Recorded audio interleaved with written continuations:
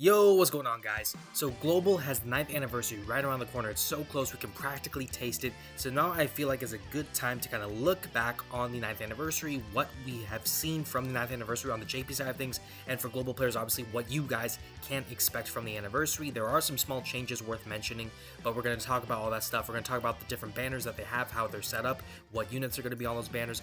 We're going to be talking about the units themselves, what medals you need, how they are meant to perform, and then on top of that, we're also going to be talking about how you may want to approach it based on where you are at in the game. So obviously, some people are going to be starting the game and their experience with the game when the anniversary drops. Some people have just started playing recently, and then there are others who've been playing much longer. So there is going to be some variations on how you should approach it based on that, but nevertheless, that's just something I want to mention when we get into that part of the vid. Hey guys, Editing Sky here, and I just want to say real quick, obviously this video is very long. There's a lot of things that we covered, from medal farming to the kit breakdowns to the timeline of the anniversary and more, and so I will be putting timestamps to all these different sections in the video itself. Now, if you guys feel like you can stick through the whole video, and if you want to support the channel and myself, I'll be very appreciative if you watch the whole video in its entirety. But if you want to look at one or two specific items of the details for the anniversary and use them to your advantage, then definitely use these timestamps as they will help you out. With that being said though, thank you guys so much, and let's go ahead and get back into the video. With that being said though, let's go ahead and start off first off with how the anniversary started off. So obviously going into the 9th year anniversary, the first thing we have to do actually is go back to the actual part of the 8th year, because the way that it's designed, it doesn't start the part 1 technically until the main Dokkan Festival is out. So actually, prior to the Dokkan Festivals being out for part 1, we did get the EZA for the LRUI Goku. So he's going to be the kind of first main thing that you guys are going to be getting on Global right before the anniversary really kicks off. So great unit, great EZA, not necessarily the best unit. Obviously, he's probably one of the worst kind of units in the superhero category, which gets a big boost as part of this whole anniversary, but he has to be mentioned because he is just a great unit still, all things considered, and he's just a very fun unit, just a really nice way to kick things off. So just really want to start off with him. Now we can get into the anniversary, right? So obviously the anniversary starts off, and obviously the times is different. This is from the JP side of things. Global, your anniversary is going to happen in a month or so right now, but we start off with the free-to-play Gogeta, just getting him. Then we get into the part 1 kind of focus, which is on Dragon Ball Super, the Broly movie. So obviously we have the Dokkan Festival Broly, we have his side banner unit, which is the Int Golden Frieza, and then we have the Carnival LR in the form of physical Gogeta. And then yes, there is a free-to-play Beerus and a free-to-play Frieza as well from the Dragon Ball Super Broly movie as well. So that's just kind of the part 1. Obviously, we'll talk about the units in detail and how they work and stuff in a moment, but I just want to kind of get through this part first of how the whole kind of timeline works. So obviously this kind of encapsulates part 1. Now we go ahead into February. So February, there is kind of a bit of part 1, but also going into part 2. So part 1, you still see some EZAs. Obviously you have Broly, Chila, and Lemo, the LR right there with their EZA, which is a great, fun, powerful EZA, of course. You do have the sub-EZAs for Paragus and Broly, along with Bardock and Gine, and those two sub-EZAs, I will say, especially the Bardock and Gine one, has some nice value here and there, but really, compared to some of the actual EZAs, not that crazy. So it is what it is. It's not supposed to be necessarily the most broken kind of sub-EZAs in the game or anything like that, whatever, but still, just nice fun units, nice little kind of boost here and there, so really fun just in terms of part 1 so far, right? Then we get into part 2, and part 2 is where everything kind of goes crazy, and people already know what's happening as far as part 2 and part 1 are concerned for the main units, but just to kind of reiterate, right, part 2 focuses on Dragon Ball Super superhero as a theme, and you see it right here. Obviously, first off, we get the not the EZA, but the awakening for the first form Frieza. We get the awakening for Beerus into his LR form, his sleepy Beerus right there. Then we get some EZAs. We have the EZA for the free-to-play Gogeta. We get the EZA for Evoken, which is a really powerful EZA, a really fun EZA, and insanely crazy to use in just so many different fights. Obviously, when you can use attack down, defense down type of situations, this unit goes crazy. So Evoken, really fun there. And then finally, we see the actual kind of units of part 2. So we see, starting off actually with the side banner unit, which is the 18 and Krillin there. So that's the side banner unit, of course, for the Dokkan Festival. We see the Carnival LR with the duo Gamma 1, Gamma 2, and then we have the Dokkan Festival unit, Beast Gohan. Obviously, anyone who knows the history of Dokkan for like the past 2 years really at the most understands that we've been wanting Beast Gohan for some time since the movie came out, and we thought we had it with the Ultimate Gohan, the physical one who had an active skill to go into Beast, but that was just kind of a troll slightly, so we were very disappointed when that happened. Now we have a standalone Beast Gohan. Obviously, you know, it's just an awesome kind of feeling to have this Gohan in the game now, and the fact that he is essentially the best unit in the game is a very, very special thing to see. So, part 2, very fun, and we're still not done, because then right after that comes some very big things as well. Obviously, the EZAs for the free-to-play Beerus and the Frieza, those are just kind of typical things that happen with a lot of units, right? But also, the 6th anniversary LRs get their EZAs. Obviously, MUI and Super Saiyan Blue Evolved Vegeta, the leaders of the 6th anniversary, both fun, cool units and concept, but they did kind of age since the 6th anniversary. Super Saiyan Blue Evolved Vegeta much more so than MUI, but both units are insanely good now that their EZAs come out. And actually, interestingly enough, Super Saiyan Blue Evolved Vegeta, for a lot of people, is considered the better EZA and the better unit compared to MUI. And for me personally, I will say, you know, Beast Gohan may be the number 1 unit, but for me, then number 2 is going to be Vegeta, followed by 3 at MUI. So that just kind of goes to show how crazy, first off, these EZAs are, that they're in like the top 3. And then also the fact that, you know, Vegeta for his EZA, he is just so good, so consistent. He has the revives, everything. So does MUI, of course. But both units so fun, and Vegeta just a tidbit more consistent that makes him so great as well. So obviously part 2 is a banger. So is part 1, to be fair. But part 2 is where things really get crazy. And then obviously at the final part of it, part 3, we do have something which is a bit interesting here, but it has to be mentioned, is that for part 3 on the JP side of things, we had the Boo-Tank's EZA and the Super Vegito EZA. So those were the two kind of EZAs that kind of ended the anniversary, right, with part 3. And then obviously after that, then we had our first official kind of Dokkan Festival of the year with the AGL Frieza, obviously global. You guys have this Frieza out right now at the time of this recording, so, you know, you guys are experiencing the quote-unquote joy of pulling for him.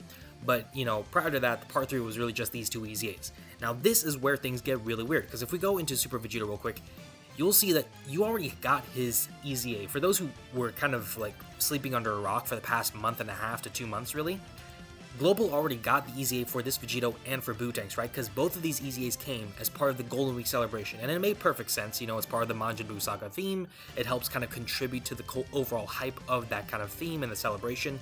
But now that you have these two EZAs, what is going to be the part 3 kind of focus here? That's the question that a lot of people are having. Some people are saying, you know what, maybe we just won't get a part 3 for the global side of things.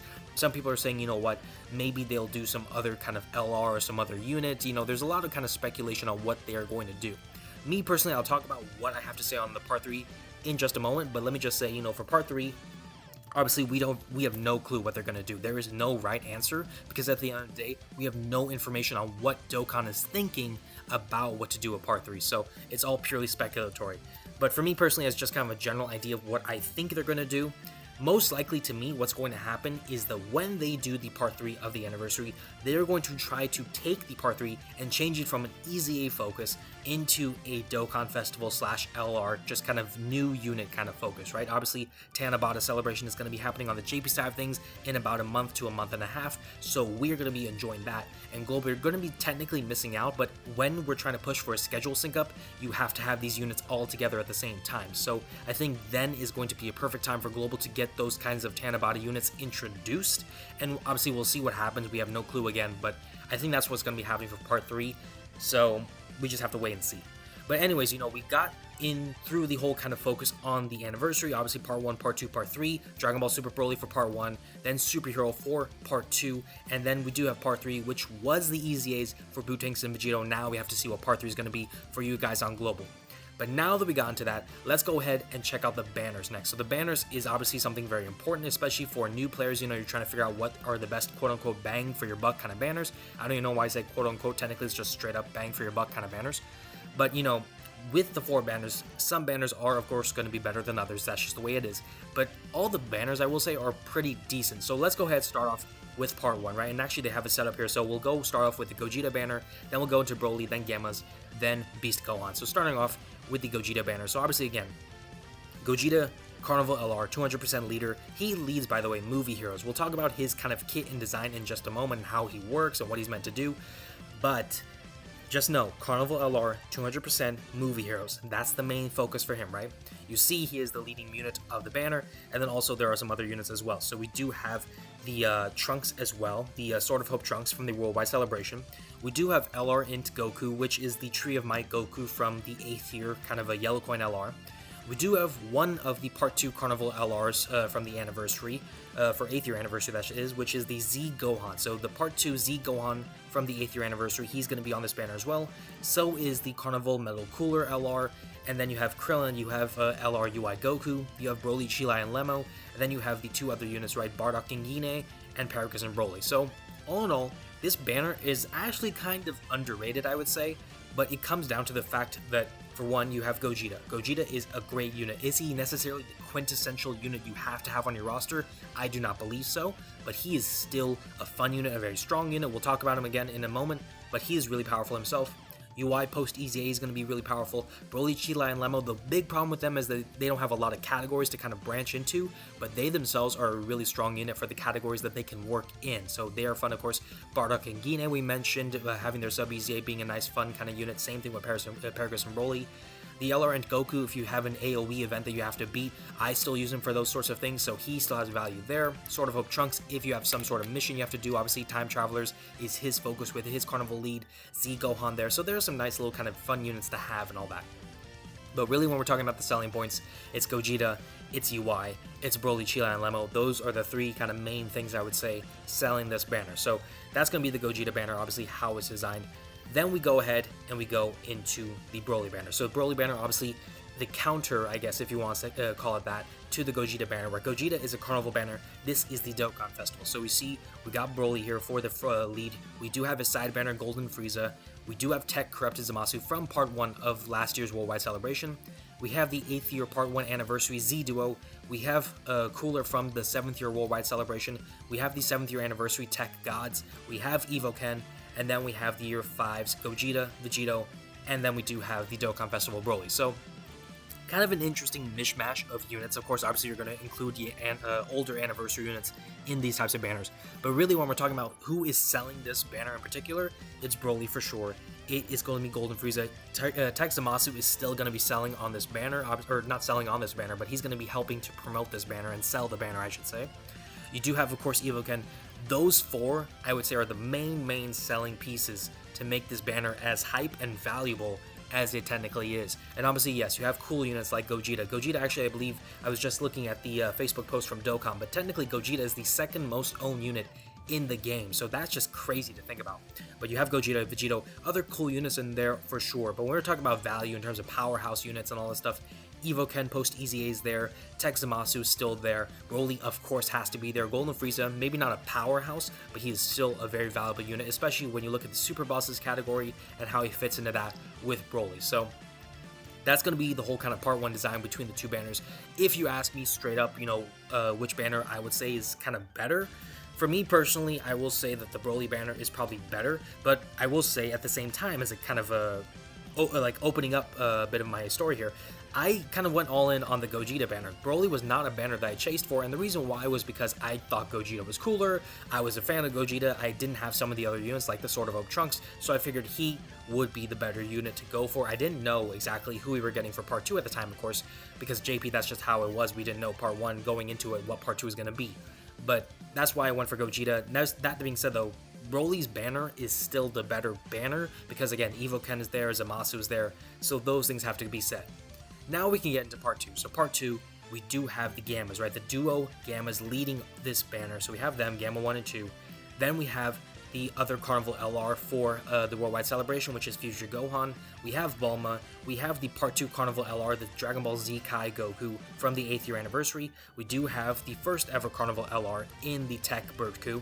We have Merge Zamasu, we have Rose, and then we have some other units here just as well. But really, let me just say, this banner is probably the worst of the four banners that we have to offer, and it's not really it doesn't really have anything to do with the Gammas and how good or bad they are, and it doesn't have anything to do really with like Gohan and Bulma and like the first kind of few units. It's the units after them that really kind of make this banner worse. Obviously, when we looked at the Gogeta banner, the big benefit was you had the LRUI Goku, you had Broly, Chila, and Lemo. Those two alone are great Easy A's that get Easy 8 in this anniversary, so they are really fun and powerful to use. You don't see that with this banner. The problem with the Gamma's banner is that really none of these units are necessarily that good right now. Yes, the Gammas themselves are really good, but Future Gohan, he's probably the second best or third best unit in this kind of whole situation. Bulma is also there, of course.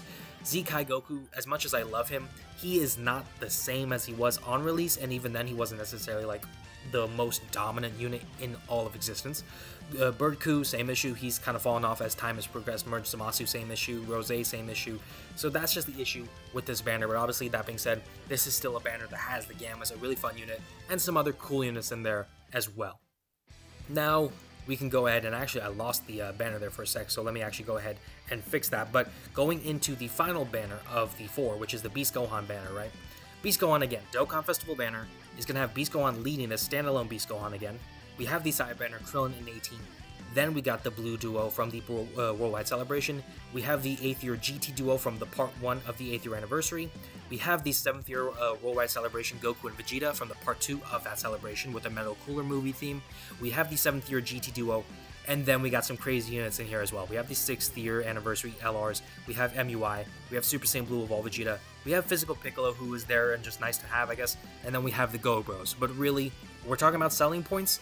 Beast Gohan, the pinnacle of selling points. You have the Blue Duo. Now, the Blue Duo, obviously, they're not the best unit. Even on release, they were still probably an okay unit, and there was a lot of flack given to them, justifiably so, because of how underperforming they were in comparison to what we were all expecting.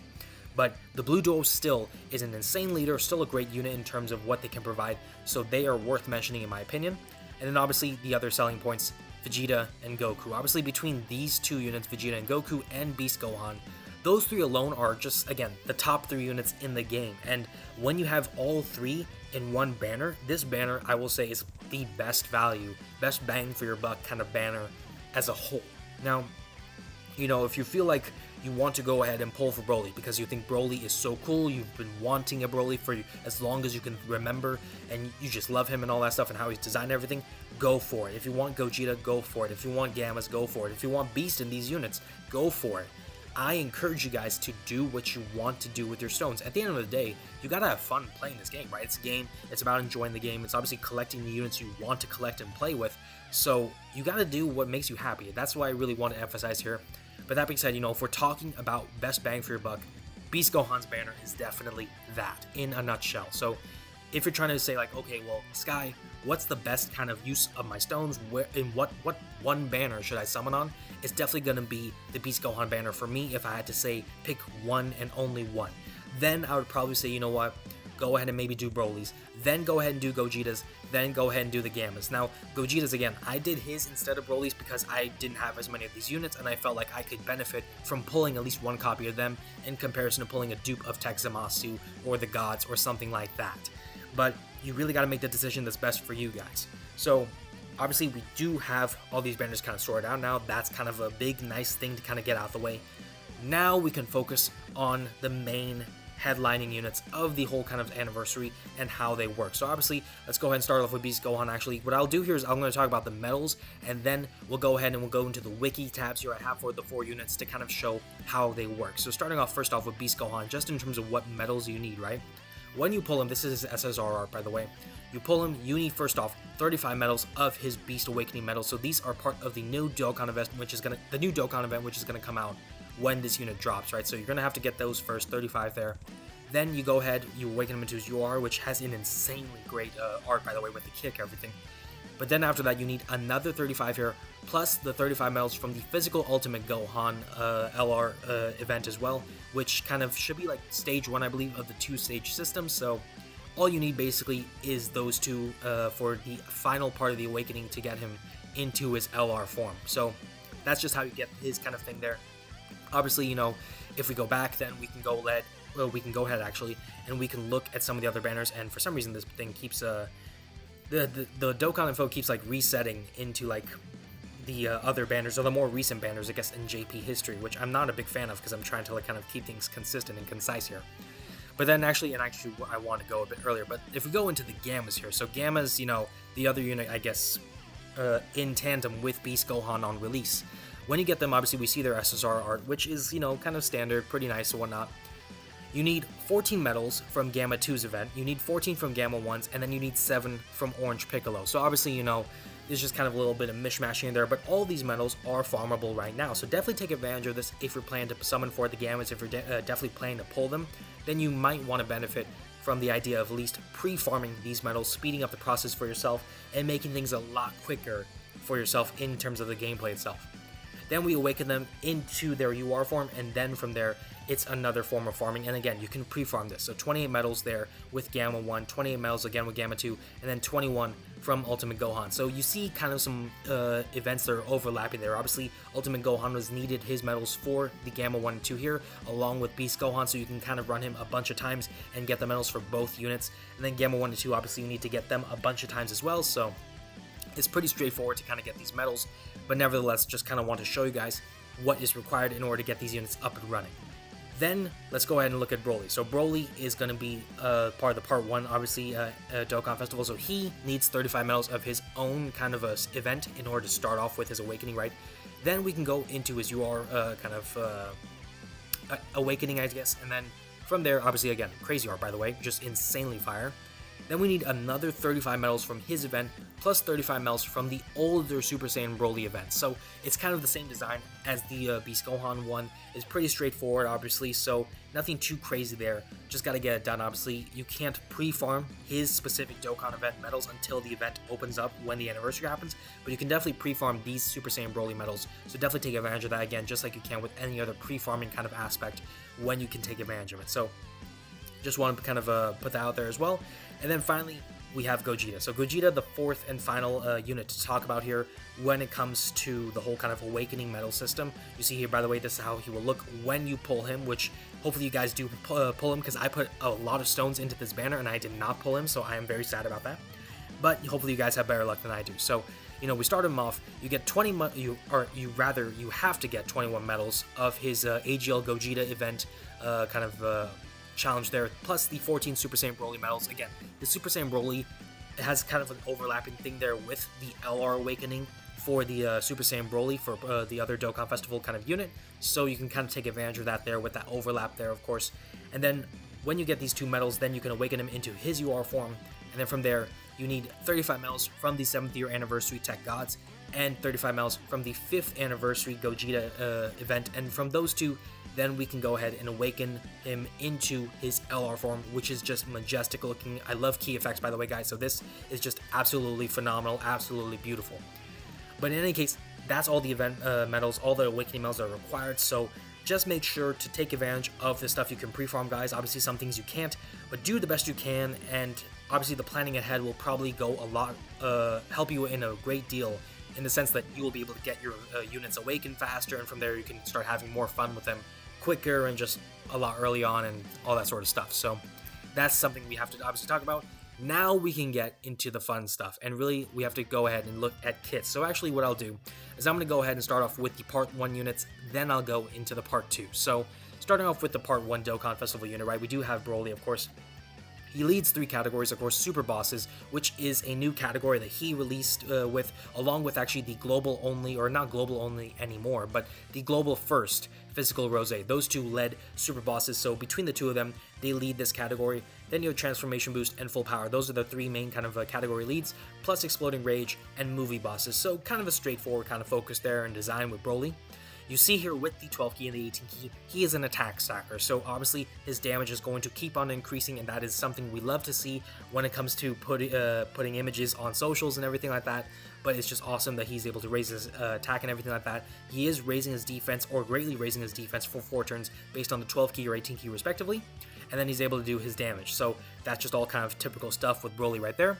And then when we look at the passive, right, so he has an intro animation, which is pretty straightforward. It's just automatic activation, right? You see key +5, attack and defense 100%, and launches a guaranteed additional super for the first 4 turns from the entry turn. So that's really straightforward, really fun. And by the way, guys, the animations for Broly, for Gogeta in particular, both of them are just insane. So if you guys pull this Broly and you get to see the animations, I am so happy for you guys because these are just so beautiful. It'll bring a tear to your eye. But you see what he has for the intro. Now we get attack and defense 150%. So that's just a flat out boost right there. Then he has an automatic guards, right? So this is pre-transform, by the way. He just automatically is guarding all attacks. If that rings any bells, the bell it should be ringing is Tech Gohan. Tech Gohan also guards all attacks just flat out. So both of them can do this kind of focus of guarding all attacks, which is pretty helpful, especially for units in terms of survivability and all that sort of stuff. Then aside from that, plus additional key +1 per key sphere obtained, plus an additional attack 50% when performing a super, and then plus an additional defense of 50% if it's an ultra super. So all kind of straightforward things there. And then he gets an additional key +2 and launches an additional super attack guaranteed as the first or second slot unit in a turn. And then if he's in the third slot, plus an additional key +6 and launches an additional super attack and a high chance of launching another additional super attack on top of that. Again, all if he's in the third slot. So you see he has like kind of slot 1, slot 2 versus slot 3 kind of mechanics. They've been kind of doing this stuff for some time now, since as far back as I can remember is like the 8th anniversary Z Duo and GT Duo. But really when we talk about Broly, what you want to do with him typically, you want to put him in the second slot. That's typically seen to be the best option for him because, again, he's a great unit, does crazy damage, and you really want to take advantage of his value, keeping him on rotation in the second slot where he can do damage and where he can get that additional super, of course. So that's just something we gotta talk about. Of course, with the passive, you see the active skill transformation. So we did see here, he can transform into his full power mode. To do so, you have to do this active skill, which occurs in this form. So first off, you transform into Super Saiyan Broly full power. When you transform into that, you activate his domain. His domain we will talk about once we get into the full power form, but you have to activate his domain as well for 4 turns. He will be giving extreme class allies key +4, and all this is available to him when the 5th turn happens on the start of turn. So it does not matter, HP conditions, what team or what units you bring, none of that stuff matters. All that matters is that you get to turn 5 in the battle and you can transform into Super Saiyan Broly full power. So let's go ahead and do that. Let's look at his kind of passive there. Obviously, the art has kind of shifted now that he's at full power. So we see he has some changes. Obviously, that just happens with transformation units. But the 12 key and 18 key no longer do stacking. Now it's raising attack and defense, or greatly raising attack and defense for the 1 turn. Obviously, the 12 key is doing damage to all enemies, so that is definitely something to take advantage of if you can do so. And then the passive is something that is just insanely crazy. So key +6, attack and defense 300%, that is just flat out. That is just straight up crazy stat boost right there.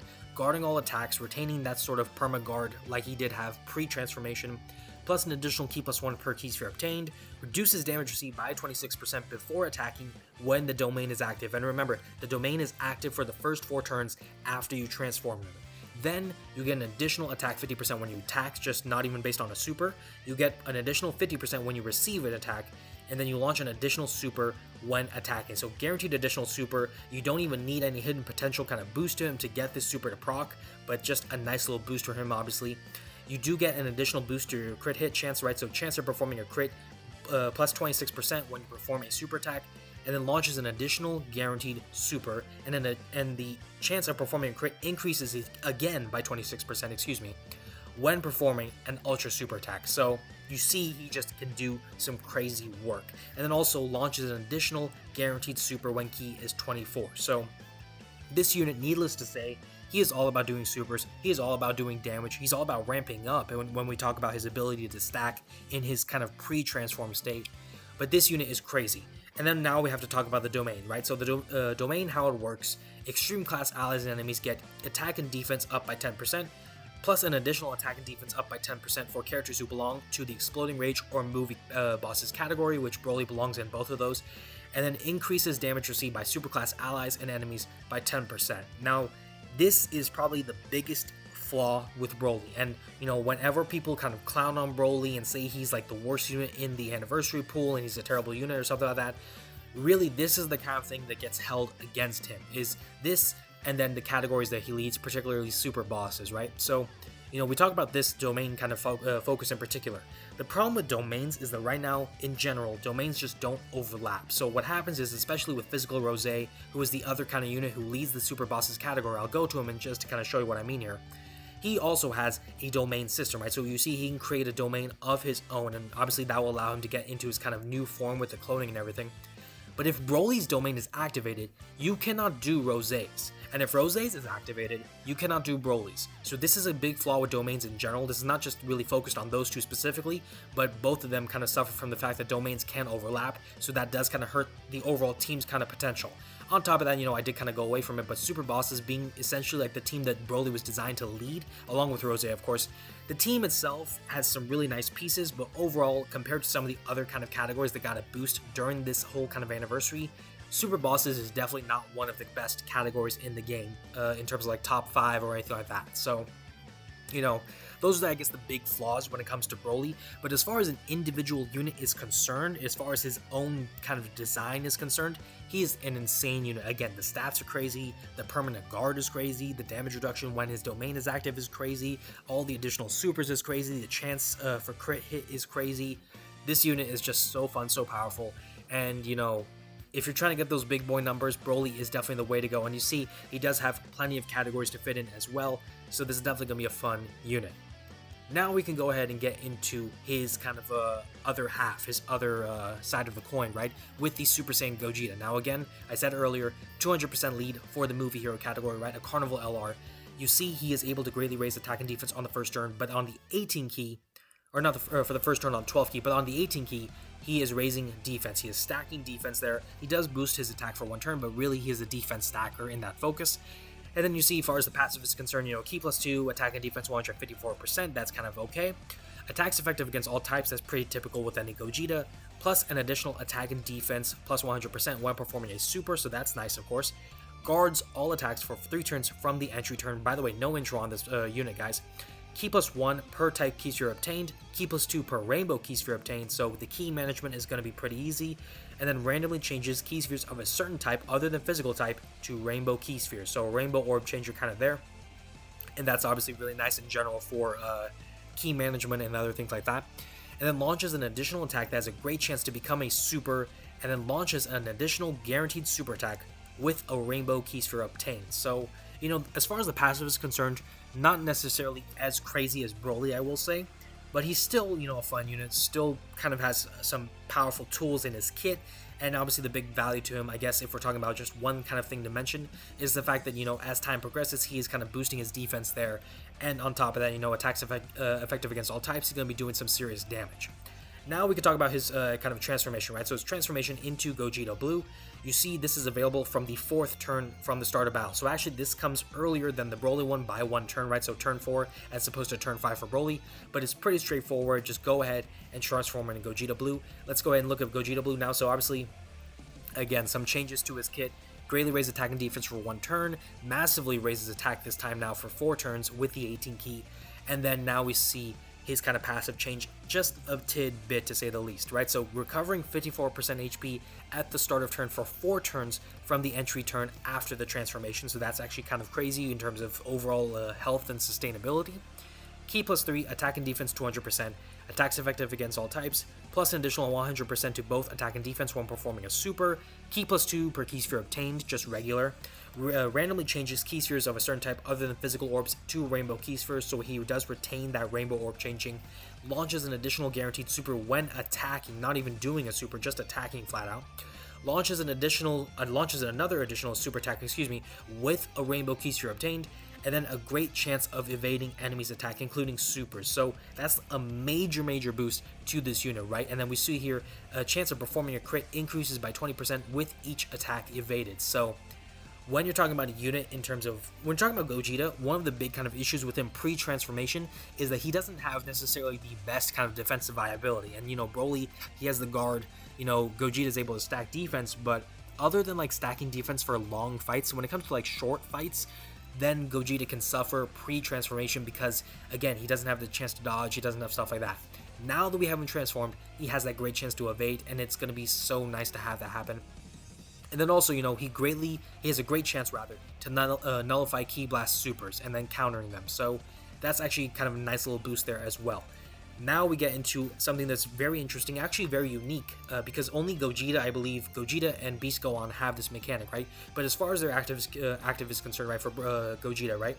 Massively raises attack temporarily, causes ultimate damage, then he intercepts all enemy attacks and evades all enemy attacks for 1 turn. So this is kind of a new kind of taunt system that they introduced with Gogeta, so he can take all the attacks within 1 turn to himself, direct them to himself, and then when you activate that and he taunts and all that, he's going to be dodging every single one of those attacks, guaranteed dodge, no chance of it just kind of failing you.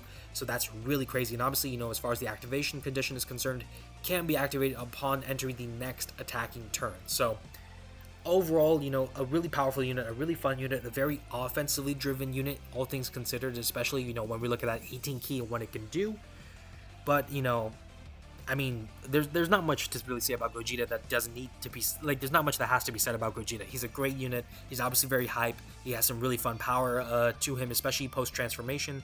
So he's really fun and really crazy there. But again, you know, I said earlier, I would not say that Gogeta is the quintessential unit to pull for in terms of what you need to make your account really strong and to just overall dominate this game. So he's definitely more so a unit that you pull for in terms of the sake of having a cool unit like him in your roster. Now let's go ahead and get into the Gammas. So the Gammas, right, the other Carnival LR, the Part 2 Carnival LR, they lead the superhero category, 200%, all that sort of stuff. 12 key raises attack and defense for 1 turn, 18 key greatly raises attack and defense for 1 turn, so kind of a standard kind of thing there. But this unit is designed differently from all the other units, right? So you see key plus 3, attack and defense 125%, kind of standard there, you know, and that sort of stuff. Plus an additional key plus 3 and attack and defense 125% when HP is 30% or more. So that's really, really accessible. Superheroes, join forces, or defender justice allies, key plus 3, attack and defense 50%. And there you go. We're already starting to see it. The support kind of concept right there. The Gamma 1 and 2 serve as a support for other types of units in certain categories, and that's actually a really big boost for them in terms of their value, because again, you know, superheroes, they lead the category. They're going to be making all their other teammates better in that category just based off the fact that they are part of the superhero category themselves. So that's really nice there. Chance of performing a crit plus 30% and launches an additional super up to 2 additional guaranteed supers within the turn per in-sphere obtained. So really important there, especially early on. We'll talk about it in just a moment, but it's important for him to get his supers because then that's able to raise his attack and defense, make him a bit more durable early on. Chance of performing a crit hit plus 12% and launches an additional attack that has a great chance to become a super up to 2 additional attacks within the turn per AGL or key sphere obtained. So you see the same kind of concept as the end key spheres, but just a bit worse based on the AGL or STR key spheres. And if you're wondering, by the way, just as a quick tidbit, why is it AGL and STR? That's because, you know, AGL for Gamma 2 from the original Gamma 2 release, STR for the Gamma 1 original Gamma 1 release. So there's that. There's probably also, you know, STR because red for Gamma 1, blue AGL for Gamma 2. Maybe there's some other reasons like that too. But for me, it's just looking at the original releases. Anyways, we got that. Plus an additional attack and defense 50% and reduces damage received by 30% starting from the turn in which the character performs the 3rd attack in battle. So, you know, I mentioned it's important to get the in-spheres, get the supers. That's important because you want to raise his attack and defense. Also, though, when you get the 3rd attack, then you're getting that damage reduction, right? And you're getting those additional boosts to their stats. So that's all kind of really important early on. That's really just something you want to take advantage of when you can. Then we go ahead into the standby mode. So to get to the standby mode, you can do it for 4 turns, but to do it, you need to have it when HP is 70% or less, or after performing 3 or more attacks in battle. Now, the 3 or more attacks in battle is pretty straightforward, pretty easy, but all that means is that on turn 1, you're not going to get it, right? Unless, you know, just turn 2 or something, Gamma 1 and Gamma 2 show up and you've already got less than 70% health. But really, more often than not, you're going to find yourself having to meet this 3 or more attack condition, and it's pretty straightforward to do, but that's why, you know, if you hear a lot of people mention Gamma 1 and 2, like, how do you use them? People will say, you know, starting off, you float them off for 1 turn in the 3rd slot, and then when they come back, by then you should have all the attacks covered, in which case you put them in standby mode immediately. So that's just something we want to talk about there. Standby again for 4 turns, during which charge count increases by 1 per attack performed by allies. So obviously more additionals with your allies, that's going to boost the charge count. But, you know, if we go ahead now, we can go look at the standby kind of mode here and how it works. So the standby mode here, we see now, is kind of just reminiscent of Gamma 2 for his sacrifice. That's kind of how the focus is. And then Gamma 1 just kind of holding things off in the meantime. You see the art is going crazy, by the way. But raise attack and defense for 1 turn. On the 18 key, though, greatly raises attack and defense for 1 turn, and also raises superclass allies' defense by 50% for 1 turn. So the turn within when Gamma 1 and 2 do their 18 key in the standby mode, we are boosting superclass allies' defense. That's really nice, a really good boost there. And then now Gamma, or the standby, is actually making this unit a bit better. So Ki +6, attack and defense 250%, and reduces damage received by 50%. So overall, just a bit better, obviously, especially in terms of damage reduction. Plus an additional attack and defense 50% when attacking. Superheroes, join forces, defender, justice, allies, Ki +3, attack and defense 50%. Chance of performing a crit plus 30%, and launches an additional guaranteed super up to 2 additional supers per in key sphere. Chance of performing a crit 12%, and launches additional attack that has a great chance of performing becoming a super up to 2 additional attacks per STR key sphere. So relatively the same as like the pre-standby kind of design, but the main kind of things really are that support to the superclass allies and the additional boost to the damage reduction. Those are the two kind of main things, I guess, to really kind of emphasize in terms of the standby and why it's pretty strong actually. Then we can go ahead and look at the finish attack, right? So we talked about how the finish count kind of increases based on the number of attacks that are being done by allies. Obviously, you know, for the finish attack, which can be activated when the charge count is 1 or more, you can raise attack by 100% temporarily per charge count and cause super ultimate damage and stun the enemy based on the whole kind of sacrifice mechanic with Gamma 2, and then we exchange into Gamma 1. So you see, kind of sad to see actually Gamma 2 is gone now from the background. It's just Gamma 1 now by himself. But we see here now a bit better again. So Gamma 1 by himself raises attack and defense for 1 turn. 18 Ki greatly raises attack and defense for 1 turn, and now it's raising superclass allies defense by 50% for 2 turns. So on the standby mode, it was 1 turn, now it is 2 turns. That makes him a bit of a better support in that sense. Ki +3, attack and defense 150%, and reduces damage received by 15. So you may be thinking to yourself, well, he actually is worse now. Hold on for a sec, we're going to see him get a lot better in just a moment. But plus an additional Ki +3, attack and defense 150%, and an additional damage reduction of 50% when HP is 30% or more. So you see already 30% damage reduction, that already matches his damage reduction, or their damage reduction rather, in their first kind of pre-standby mode, right, when you see them get those 3 attacks. So you already see he has that 30% again, and we're still not done. Plus an additional attack and defense 50% when attacking. The typical support kind of thing with superheroes, join forces, or defender of justice, right, Ki +3, attack and defense 50%. And then launches an additional super when attacking. Guaranteed super, no worries about spheres or anything like that. Changes AGL key spheres to int key spheres, and there is a chance of performing a crit increased by 20% up to a total of 100%, and reduces damage received by 10% up to 50% per int or STR key sphere obtained. So, you know, when we're talking about this unit in general is designed to be a unit that focuses on getting their specific type of int key spheres or their orbs, right? You need to focus on that in general, because pre-standby and even during the standby, right, you're getting those additional supers, you're getting all that sort of stuff. Now the focus is on boosting his crit hit chance, and more specifically boosting his damage reduction, right? Obviously, you get the 50% here from 5 int key spheres, then you get the 30% from the earlier parts from above with the flat off 15 and the 15 based on HP conditions. Then what we're seeing is a total of 80% damage reduction on this unit, who is able again to support other superhero allies. So this unit, I will say, I actually am a big fan of him. Me personally, I will say, especially given the current meta with superheroes, he is definitely like probably number 3 or number 2 for me, maybe, even if I wanted to kind of push that far, for them being like the second best unit from the anniversary. But, you know, he's a crazy kind of he's a crazy unit, a really fun unit. Obviously, again, the support, which is nice. So all in all, just a really, really fun unit. And, you know, yes, his banner is a bit left to be desired compared to the others, but if you can get this unit and, you know, you're able to pull all the other units that you want to pull for, then this unit in particular is definitely going to be a fun one to use and a fun one to have. Now we can finally kind of end it off with Beast Gohan. So Beast Gohan, you know, the final one to mention, new Power Beyond Ultimate, which is perfect way to describe this unit because he is just beyond ultimate in design and everything. So, you know, leader skills, superheroes, Bond of Master and Disciple, or Miraculous Awakening, 170% boost there, plus the additional 30% for Entrusted Will or movie heroes, right? So kind of, again, same kind of design as with the Broly one, 3 categories for the main part, plus 2 extra additional ones, but that's kind of straightforward. Super attack, you know, 12 Ki greatly raises attack and raises defense for 1 turn, 18 Ki greatly raises attack and then raises defense for 4 turns and causes mega colossal damage. So you see with the 18 Ki, we are greatly raising our attack. That's a stacking mechanic there. So Gohan also able to kind of boost his attack a tidbit. We do see he has a unit super, right? The Master and Disciple special beam can. You see it kind of working there in the art there, which is crazy, by the way. greatly raises attack stacking, raises defense for 4 turns, causes mega colossal damage to the enemy, and raises all allies' chance of performing a crit by 20% for 1 turn, and also disables enemy action once within the turn. So that's something to definitely take advantage of if we can, right?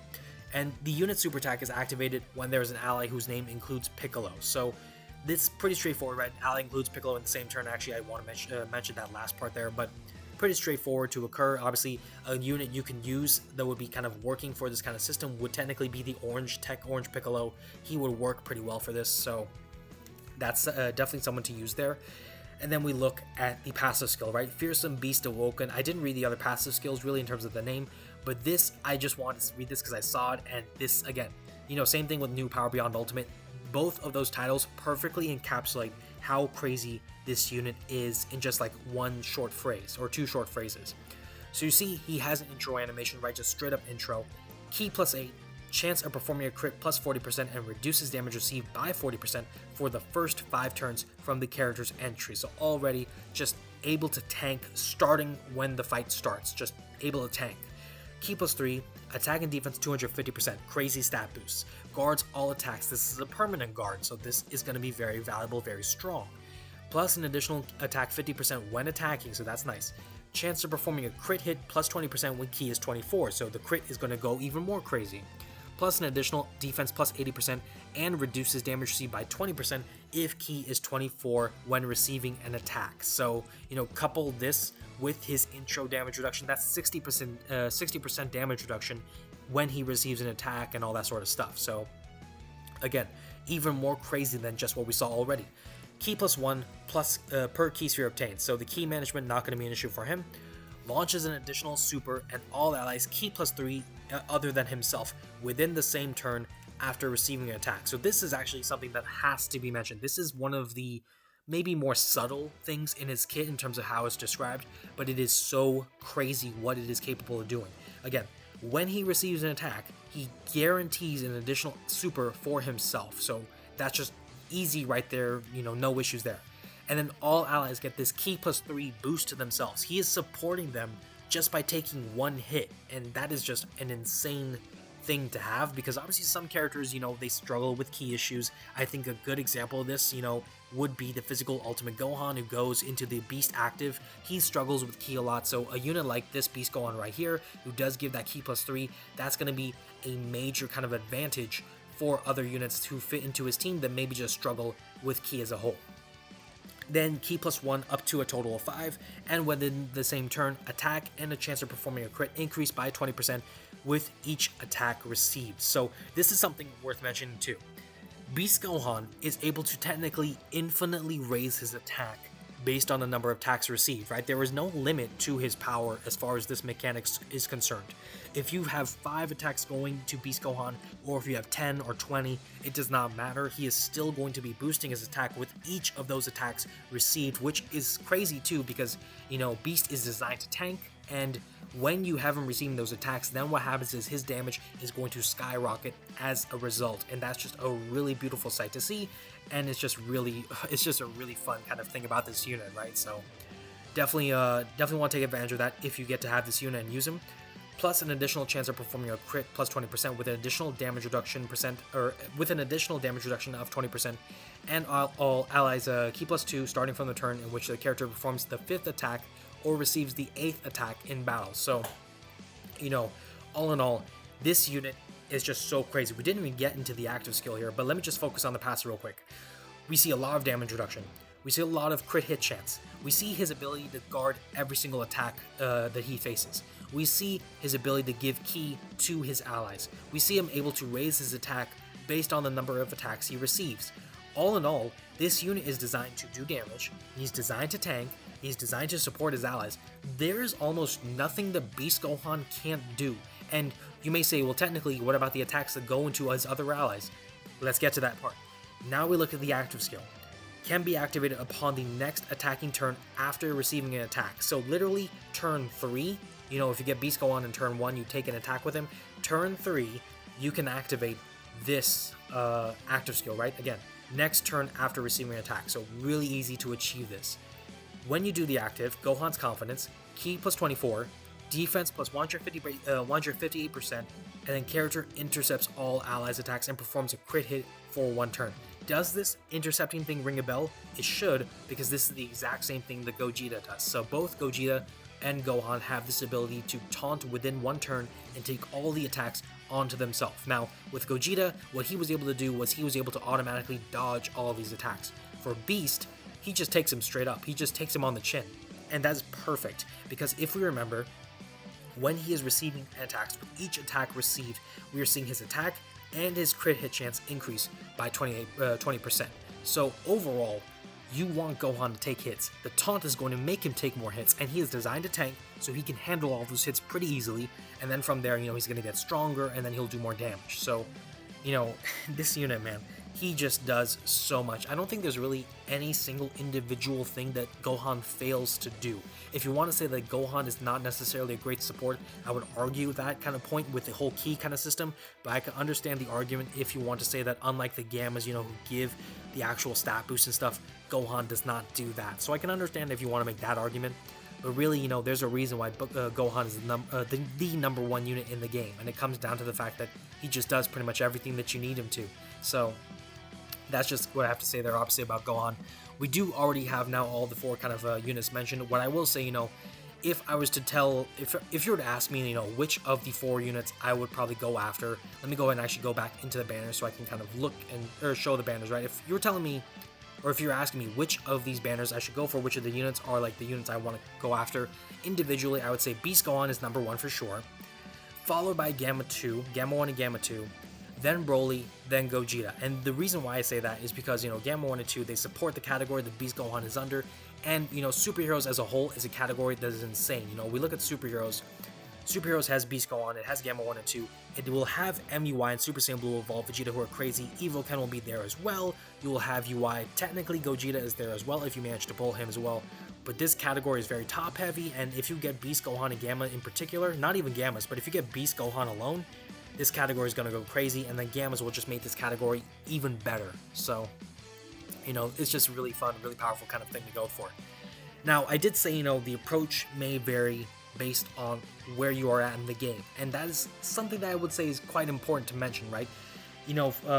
Obviously, for global players, you guys already know what you're going to be seeing for the anniversary, which is a big advantage, actually. For JP side of things, we didn't know Beast Gohan was coming for part 2. If we knew what he was going to be at part 1, none of us would be summoning on the Broly and Gogeta banner in comparison when we had Beast to look forward to. You guys obviously have that choice. You can make the best decision for yourself. So that's something to take advantage of. But when we talk about the approach, for me, I will say, if you're a new player, or if you're just a player that's planning to get started during the anniversary, which is, again, going to happen like almost half a month to a month now, then I would say what you want to focus on is creating one really powerful team, one team to rule them all that sort of stuff to kind of help you just beat any event, right? In which case, do not summon on Gogeta, do not summon on Broly, stay disciplined as best as you can, and go for Beast Gohan. And to be fair, the answer to a lot of problems is Beast Gohan and his banner, but especially for new players starting in the anniversary, if you are fortunate enough to pull Beast Gohan, you're able to pull MUI Goku, you're able to pull Vegeta.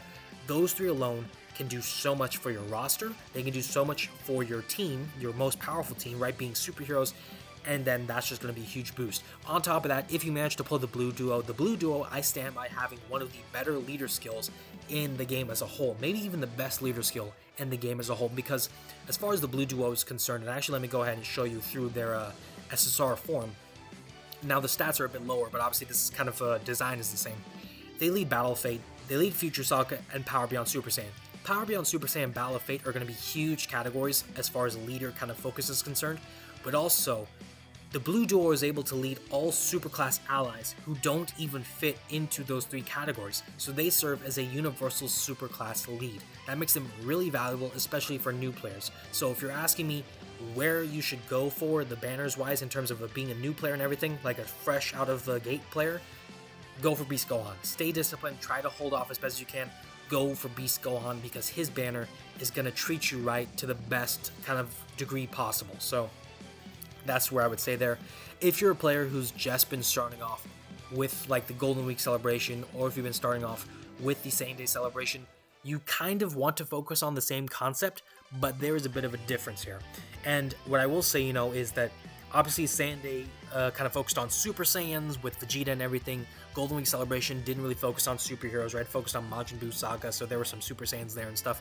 You could make the argument that Broly is another unit to summon for. Now, you may be saying, why the heck would I summon for Broly? We just talked about Broly not really being like the best unit to chase after, probably like the third unit to go for and stuff like that.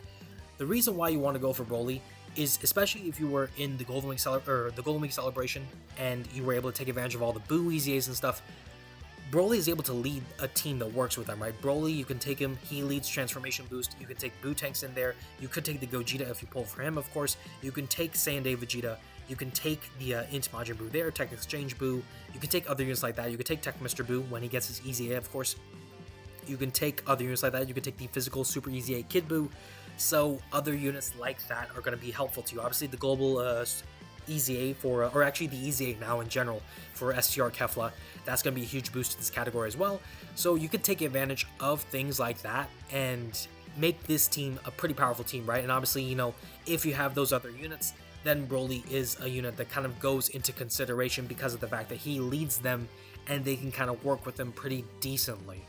But, other than that, I will still say, you probably want to go for Beast. If it's not Broly, then it's definitely Beast. Those are really the kind of two focuses there.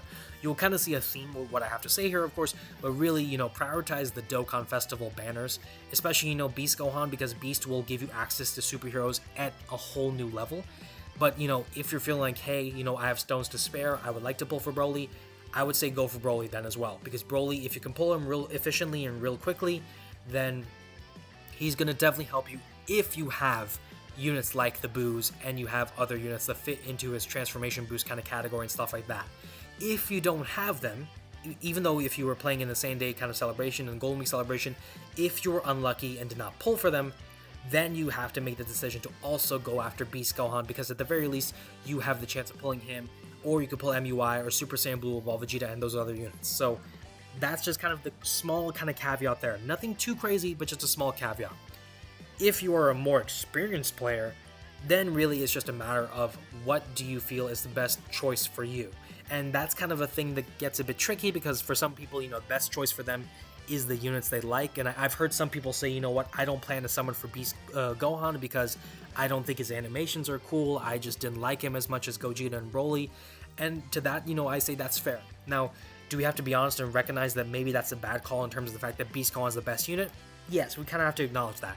But at the same time, you have to make the best decision for yourself. And if you feel like the best decision is to go for Gogeta and Broly because those are your two favorite units, that's perfectly understandable. If you think that you want to go for the Gammas, then that's also fine as well. So, there is a bit more leeway if you have a great deal of experience in the game already, if you've been playing for a bit of time. But, obviously, the general theme is going to be Beast Gohan, then Broly, probably the Gammas, somewhere kind of intermixed between Broly and the Gammas there. And then Gogeta is probably, sadly, the last one to go after, even though, Gammas is a bit worse of a banner, but, he can work better with Beast if you can get him. Gogeta, he can kind of fit into superheroes too. So there's a bit of a intertwining of the stuff, but really Beast and Broly are kind of like the definitive options to go for. It's also worth mentioning there is going to be a 77 ticket kind of summon you can do on one of these banners. So my recommendation is that you go for the Beast Gohan banner. I believe Global should get some discounts for the anniversary. So if you want to do the discounts, go ahead and do that. But once the discounts go away, if they do go away, you can go for Beast Gohan, chase him, and then hopefully you do pull him. When you do, then you can say, the 77 tickets, I'm going to go ahead and put it on one of these other banners that I don't want to really summon with Dragon Stones, and then you can use the tickets to hopefully pull a copy of one of these other units. So that's the thing you got to try to take advantage of, and that is definitely something that can hopefully, help you get another really crazy unit, because all four of these units, Gogeta, Broly, Gammas, Beast Gohan, they're all crazy great units. Some are, of course, better than others, Beast especially, but they're all still really great units, really fun units, and just units that you would definitely want to have in your corner at any point in the game at this point in time. Alright, with that all out of the way, that's pretty much all I wanted to cover on the anniversary. So with that being said, that's gonna do it for the vid. If you guys liked it, of course, hit the like button down below, subscribe so you can see more vids like this in the future, and comment down below any questions you may have on the anniversary still. I may have missed some stuff on the anniversary, in which case I do apologize, but let me know in the comments and I will do my absolute best to help you guys out in your preparation for this celebration. With that said, also one other thing I want to say, when the anniversary hits, obviously on Global in a couple of weeks or so, maybe about half a month to a month now, I want to say that I wish you guys nothing but the best luck possible. I hope you pull whoever you're hoping to pull for. I hope you can avoid having to spend a lot of dragon stones or spend any money, because that would be the dream, obviously. So I wish you guys nothing but the best there, and I hope you guys enjoy the anniversary. Obviously, it's going to be an absolute banger. There's going to be so many crazy units and things like that, so I hope you enjoy yourselves. Obviously, it's going to be a great time to be a Dokkan player. But with that being said, thank you guys so much for watching this video, and I will see you all in the next one.